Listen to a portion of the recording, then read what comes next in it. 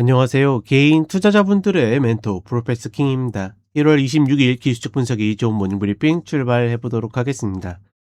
늘 그렇듯이 월요일 날 이제 모닝브리핑은 토요일이나 일요일에 올려드리고 있기 때문에 본 방송을 업로드한 시점 기준으로는 이제 일요일 날, 그러니까 오늘 저녁 9시에 유튜브 공개 라이브가 있으니까 언제든지 궁금하신 거 있으신 분들은 궁금하신 거 잔뜩 사들고 오시면 될 것 같습니다. 그리고 혹여나 시간 못 맞추신 분들은 제가 하루 이틀 정도는 더 올려드리고 그 이후에는 저희 카페로 오시게 되면 회원가입 안 하셔도 되거든요. 링크 올려놓으니까 그거 보시면 되겠습니다.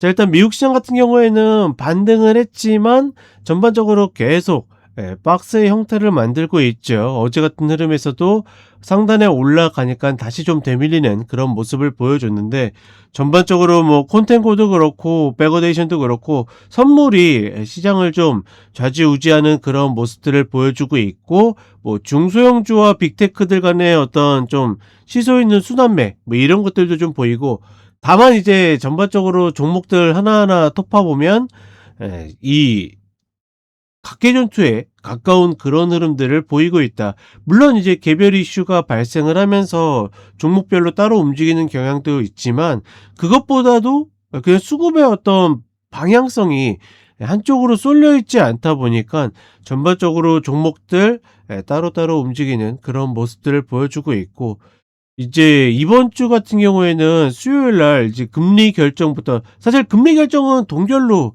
매우 유력하게 보고 있죠. 다만 그 이후에 파월 의장의 어떤 인터뷰 혹은 연설에 따라서 움직임이 좀 나올 가능성이 높다라고 보고 있고, 특히나 그게 끝나고 나면 장 마치고 나서 테슬라, 메타, MS 이런 쪽이 실적 발표가 있기 때문에 이 날이 전반적으로 변곡점이 될 가능성이 높고, 제 개인적인 관점으로는 어찌됐거나 상단으로 올라와서 그런 일들이 벌어지면 다시 하단으로 가는 일이 벌어질 가능성이 높고, 반대로 하단에서 그 구간을 지나게 되면 반등할 가능성이 높다라고 봅니다.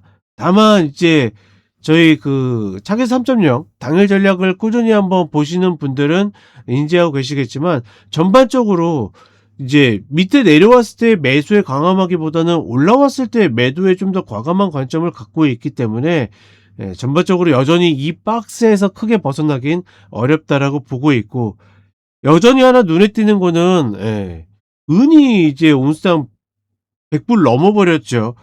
거의 1년도 안 돼 가지고 저점에서 거의 4배 가까이 올라온 흐름인데, 저도 이런 흐름들은 본 적이 없기 때문에, 그래서 예를 들어서 누가 질문을 하시면, 그러니까 국버스 같은 경우에는 쉽게 손을 못 댑니다. 만약에 이게 납득이 가는 흐름이고 어느 정도 균형이 잡힌 흐름이라 그러면 야, 많이 올라왔다, 슈팅이다 하고서 매도를 들어가겠지만, 지금은 거의 크레이지한 비상식적인 흐름으로 가고 있기 때문에 세상에서 가장 무서운 게 미친놈인 거죠.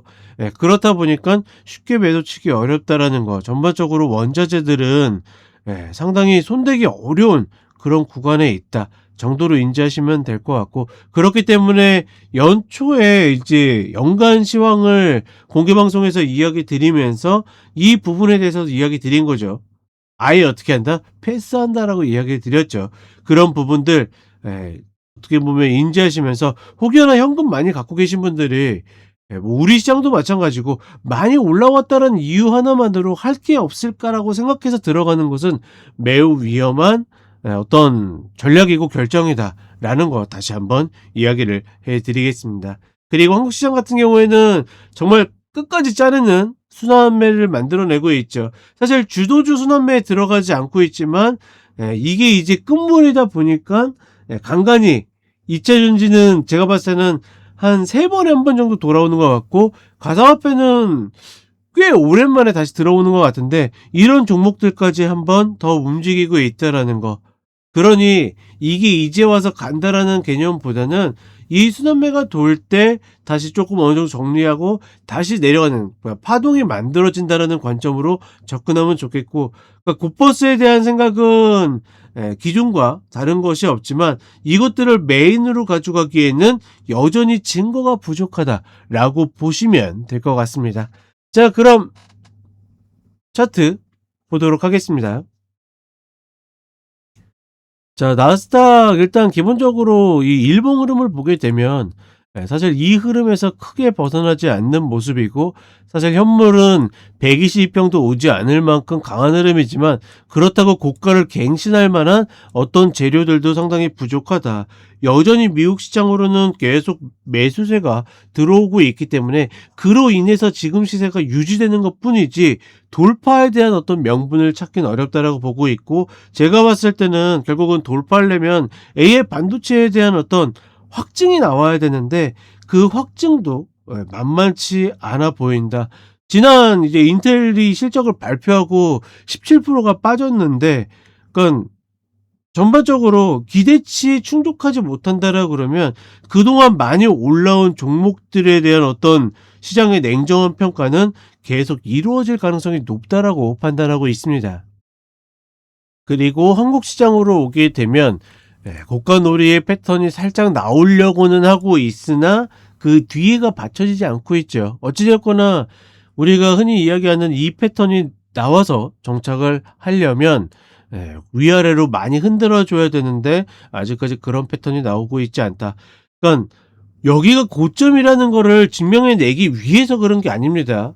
착각하시면 안 되는 게, 우리가 이게 지수를 맞추고자 하는 욕구는 있잖아요. 그러려면 증거를 잡아내야 되는데 그 증거가 나와야지 여기가 이제 고점일 확률이 매우 높아졌습니다라고 이야기하는데, 여러 가지 굉장히 의심되는 정황들은 만들어지고 있으나 뭐가 없다? 확증이 없다라는 거. 그 확증이 나오기 전까지는 저는 예를 들어서 곧버스에 대해서 분할로는 가능하지만 어떻게 된다? 승부를 걸거나 아니면 단통으로 들어가기 굉장히 어렵다라는 관점을 계속 유지할 가능성이 높고, 일단 5천을 원래 꼬리로 잡아야 되는데 꼬리로 잡지 않고 종가로 잡거나 이런 식으로 움직인다라는 것은 누구나 알고 있는 고점은 고점이다 아니다? 아니다. 여기에서 슈팅을 한두 번 정도 만들어 주면서 더 가네 하면서 어떻게 보면 매도 쪽의 입장을 궁지로 몰 가능성이 굉장히 높다라고 판단하고 있고, 이런 흐름에 맞춰서 더 이상 갈 수가 없으니까 어떻게 됩니까? 코스닥의 흐름들을 그나마 움직여주고 있는데,